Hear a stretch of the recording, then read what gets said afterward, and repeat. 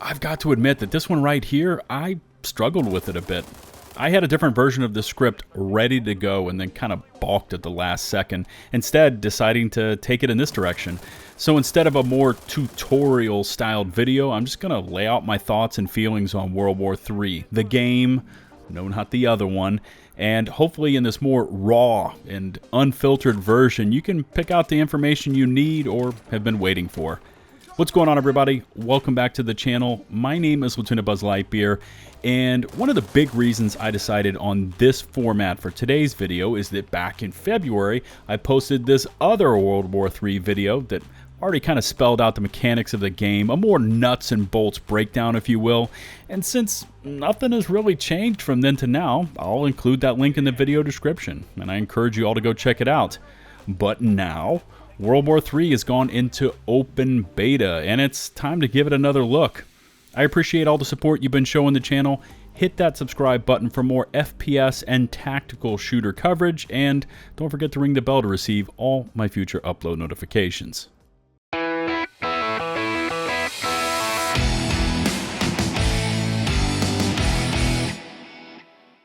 So if we traveled back in time, let's set it to 6 months ago, I put in about 30 hours into the World War III closed beta, put together my thoughts, posted them to a YouTube video, and then I just sat back and began watching my calendar, fully expecting this game to transition to open beta in just a matter of weeks.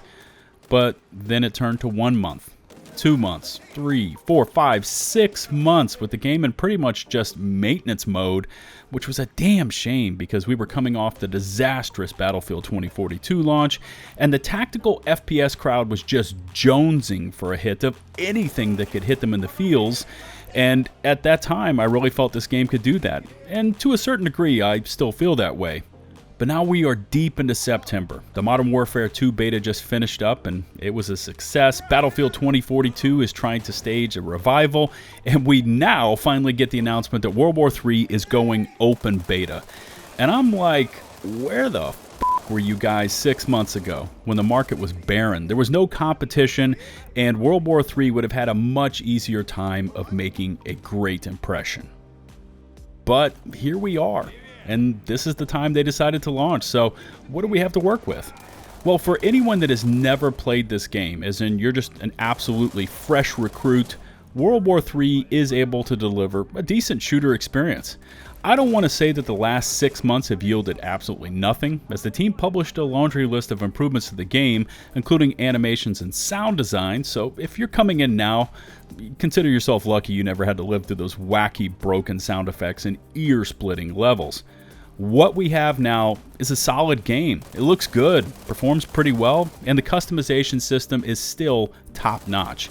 They've added in, or should I say added back in, the Smolensk map, bringing the total maps in the game up to 5. Now visually, it looks like the Smolensk I remember from the Veterans Alpha test, or maybe even a bit before that. I honestly don't know. At this point, I've kind of lost track. But they've tidied it up a bit and added what looks like a fog effect to the entire thing. You of course still have those two game modes, TDM and TAC Ops, which is a 20v20 domination with split points. So you've got A1 and A2, B1, B2, etc. And you start earning points once you control both of those points. The other 4 maps have again returned: Warsaw, Berlin, Moscow, and Polyarny. They still look good. It almost feels like they use this photorealistic effect in certain parts, and I feel like I'm struggling a bit here to break it all down for you because I kind of feel like I'm just repeating myself.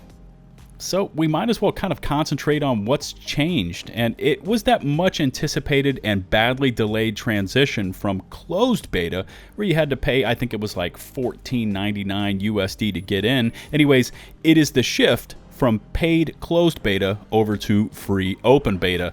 And this was one of the main reasons I didn't want to grind the hell out of the closed beta, because the account wipe that was coming once it moved over to open beta.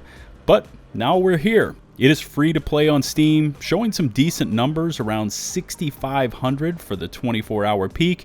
And if you have never experienced the game because you were waiting for the open beta and it being free to play, hell yeah, download it, see it for yourself. I would argue that in some aspects, it can directly compete with Modern Warfare 2 and even Battlefield. Up until October 6th, there's even an XP bonus that kind of gives you more opportunity to grind and unlock weapons and attachments. And if you're kind of tired of the bullshit pay-to-win mechanics of other titles out there, you won't find any of that in World War III. There's a ton of new weapons to unlock and grind out attachment unlocks, and like I mentioned earlier, the customization system in this game is really top-notch. But here's my issues with World War III, and I think a lot of other players out there are in this same frame of mind, because we've been seeing and playing this same game for what, 4 years now? It's still the same maps. It's still the same modes, and between those 2 modes and 5 maps, it gets old and repetitive in a hurry. In short sessions, like the one I recorded yesterday, it's still able to give you that dopamine drip, but these sessions, especially TAC Ops, which has a 30-minute time limit, can get really brutal. The pacing of this particular mode has been something I felt needed an overhaul for a while now, and you really start to feel that drawn-out timer when you're on a team that's just getting its pushed in. It really feels like it will never end. Not trying to jump off topic and hit a far out tangent here, but when you start to look back at World War III, from 2018 to now, you begin to wonder where the time and effort has been spent. Now don't get me wrong, I applaud the team for finally taking that huge leap to open beta status. They're finally starting to see some decent player counts, and of course all the issues that having to run servers for those players entails. Now, I personally got to jump in early for this open beta, September 26th for me, and this launch for players that owned the game prior was pretty disastrous. There were server crashes, disconnects, and pretty much every kind of catastrophic issue you can imagine when you attempt to expand your player base that quickly. Even yesterday, I sat in lobbies up to 10 minutes waiting for the server to launch us into maps. I got dropped while loading in, and even once got kicked from the server while in a match, which I have no idea how that can happen. So again, I'm kind of at a crossroads with World War III. I stand behind it. I believe in what it is currently able to deliver and what it theoretically could be once expanded. But, I've already seen this song and dance. It hasn't changed from the closed Veterans Alpha test to the closed beta and now to the open beta. There's only so much grinding I can do on the same 5 maps and 2 modes before I put it down. And I'm not going to dunk on the dev team here. They have unapologetically put out their product in the time frame and method they wanted.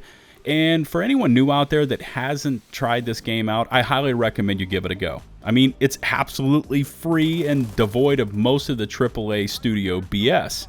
But for me, I need something new to grind besides weapons and attachments to unlock. Now, I know that the studio has already announced plans for seasons. They've got some really cool skins and camos you can purchase that are based on regional defense forces, but we need new content now. We need search and destroy, bomb defusal, and double to triple the maps, all of which I kind of expected to see once the open beta was delayed by half a year. I'll check back on this one every now and then. I mean, it still pops in small bursts, and if they would hit us quickly with a major content drop, I would totally be down for more World War III on the channel. I guess we're just gonna have to wait and see how this one kind of plays out. Leave me your feedback on this one. If you've recently tried out the open beta, what did you think overall of World War III?